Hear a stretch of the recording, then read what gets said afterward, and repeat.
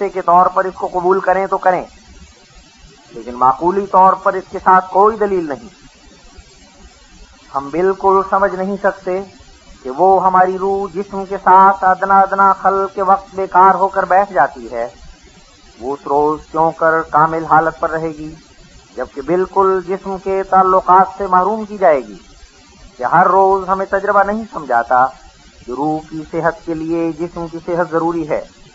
جب ایک شخص ہم میں سے پیرے فرتوت ہو جاتا ہے تو ساتھ ہی اس کی روح بھی بوڑھی ہو جاتی ہے، اس کا تمام علمی سرمایہ بڑھاپے کا چور چرا کر لے جاتا ہے، جیسا کہ اللہ جل شانہ فرماتا ہے کہ لا یعلم من بعد علم شیئا، الحج 6۔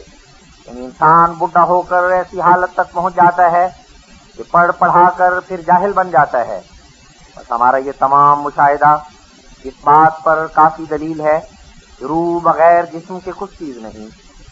یہ خیال بھی انسان کو حقیقی سچائی کی طرف توجہ دلاتا ہے کہ اگر روح بغیر جسم کے کچھ چیز ہوتی تو خدا تعالیٰ کا یہ کام لغو ٹھہرتا، اس کو خواہ نخواہ جسم فانی سے پیوند دے دیتا۔ اور پھر یہ بھی سوچنے کے لائق ہے کہ خدا تعالیٰ نے انسان کو غیر متناہی ترقیات کے لیے پیدا کیا ہے، بس اس حالت میں انسان اس مختصر زندگی کی ترقیات کو بغیر رفاقت جسم کے حاصل نہیں کر سکا تو کیوں کر امید رکھیں ان نامتناہی ترقیات کو جو نا پیدا کنار ہیں بغیر رفاقت جسم خود بخود حاصل کر لے گا۔ ان تمام دلائل سے یہی ثابت ہوتا ہے کہ روح کے افعال کاملہ صادر ہونے کے لیے اسلامی اصول کے روح سے جسم کی رفاقت روح کے ساتھ دائمی ہے۔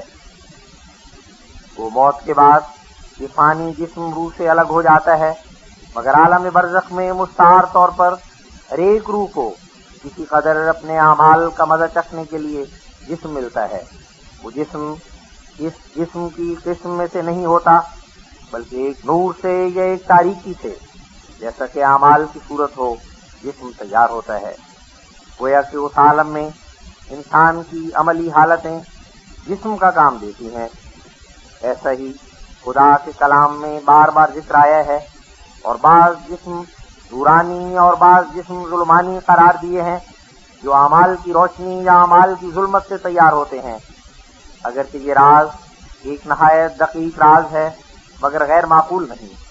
انسان کامل کسی زندگی میں ایک نورانی وجود اس کیفیت جسم کے علاوہ پا سکتا ہے، اور عالم مکاشفات میں اس کی بہت مثالیں ہیں۔ اگرچہ ایسے شخص کو سمجھانا مشکل ہوتا ہے جو صرف ایک موٹی عقل کی حد تک ٹھہرا ہوا ہے، لیکن جن کو عالم مکاشفات میں سے کچھ حصہ ہے، وہ اس قسم کے جسم کو جو اعمال سے تیار ہوتا ہے تعجب اور استبعاد کی نگاہ سے نہیں دیکھیں گے بلکہ اس مضمون سے لذت اٹھائیں گے۔ غرض یہ جسم جو اعمال کی کیفیت سے ملتا ہے یہی عالم برزخ میں نیک و بد کی جزا کا موجب ہو جاتا ہے۔ میں اس میں صاحب تجربہ ہوں، مجھے کشفی طور پر عین بیداری میں بارہا بعض مردوں کی ملاقات کا اتفاق ہوا ہے، اور میں نے بعض فاسقوں اور گمراہی اختیار کرنے والوں کا جسم ایسا سیاہ دیکھا ہے کہ گویا وہ دھوئیں سے بنایا گیا ہے۔ قرض میں اس کوچے سے ذاتی واقفیت رکھتا ہوں، اور میں زور سے کہتا ہوں کہ جیسا کہ خدا تعالیٰ نے فرمایا ہے ایسا ہی ضرور مرنے کے بعد ہر ایک کو ایک جسم ملتا ہے، خواہ نورانی خواہ ظلمانی۔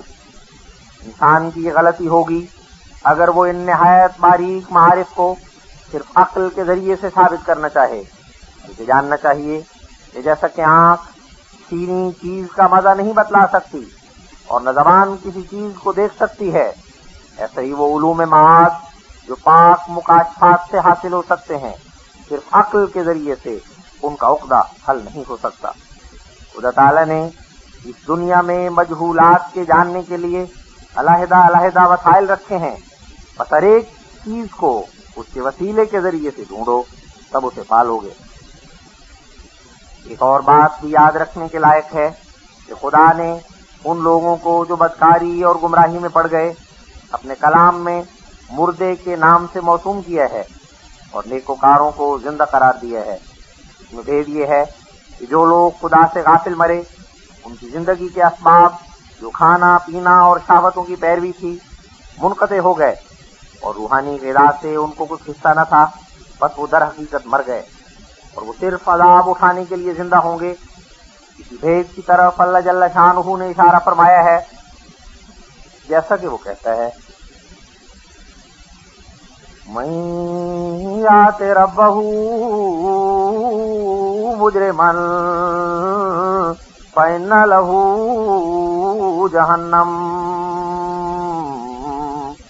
لا يموت فيها ولا يحيا۔ طٰہٰ 75۔ یعنی جو شخص مجرم بن کر خدا کے پاس آئے گا تو اس کا ٹھکانہ جہنم ہے، وہ اس میں نہ مرے گا اور نہ زندہ رہے گا۔ مگر جو لوگ خدا کے محب ہیں وہ موت سے نہیں مرتے، کیونکہ ان کا پانی اور ان کی روٹی ان کے ساتھ ہوتی ہے۔ برزخ کے بعد وہ زمانہ ہے جس کا نام عالم بعث ہے۔ اس زمانے میں ہر ایک روح نیک ہو یا بد، صالح ہو یا فاسق، یہ کھلا کھلا جسم حاصل کرے گی، اور یہ دن خدا کی ان پوری تجلیات کے لیے مقرر کیا گیا ہے جن میں ہر ایک انسان اپنے رب کی ہستی سے پورے طور پر واقف ہو جائے گا، اور ہر ایک شخص اپنی جزا کے انتہائی نقطے تک پہنچے گا۔ یہ تعجب نہیں کرنا چاہیے کہ خدا سے یہ کیوں کر ہو سکے گا، کیونکہ وہ ہر ایک قدرت کا مالک ہے، جو چاہتا ہے کرتا ہے، جیسا کہ وہ خود فرماتا ہے، اولم یری الانسان انا خلقناه من نطفة فاذا هو خصيم مبين وضرب لنا مثلا ونسي خلقه قال من يحيي العظام وهي رميم قل يحييها الذي أنشأها أول مرة وهو بكل خلق عليم۔ یاسین 78-80۔ أوليس الذي خلق السماوات والأرض بقادر على أن يخلق مثلهم بلا وهو الخلاق العليم۔ إنما أمره إذا أراد شيئا أن يقول له كن فيكون۔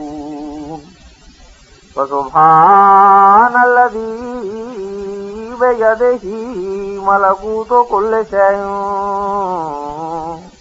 وَإِلَيْهِ تُرْجَعُونَ۔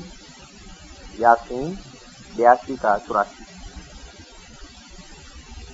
یعنی کیا انسان نے نہیں دیکھا کہ ہم نے اس کو ایک قطرہ پانی سے پیدا کیا جو رحم میں ڈالا گیا تھا، پھر وہ ایک جھگڑنے والا آدمی بن گیا، ہمارے لیے باتیں بنانے لگا اور اپنی پیدائش بھول گیا، اور کہنے لگا کہ یہ کیوں کر ممکن ہے کہ جب کہ ہڈیاں بھی سلامت نہیں رہیں گی تو پھر انسان نئے سرے سے زندہ ہوگا۔ ایسی قدرت والا کون ہے جو اس کو زندہ کرے گا؟ ان کو کہے وہی زندہ کرے گا جس نے پہلے اس کو پیدا کیا تھا، اور وہ ہر ایک قسم سے اور ہر ایک راہ سے زندہ کرنا جانتا ہے۔ اس کے حکم کی یہ شان ہے، جب کسی چیز کے ہونے کا ارادہ کرتا ہے تو صرف یہی کہتا ہے کہ ہو، بس وہ چیز پیدا ہو جاتی ہے۔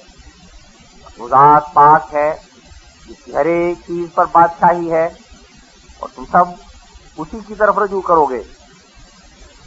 ان آیات میں اللہ جل شانہ نے فرما دیا ہے کہ خدا کے آگے کوئی چیز انہونی نہیں۔ اس نے ایک قطرہ حقیر سے انسان کو پیدا کیا، کیا وہ دوسری مرتبہ پیدا کرنے سے عاجز ہے؟ اس جگہ ایک اور سوال ناواقفوں کی طرف سے ہو سکتا ہے، اور وہ یہ ہے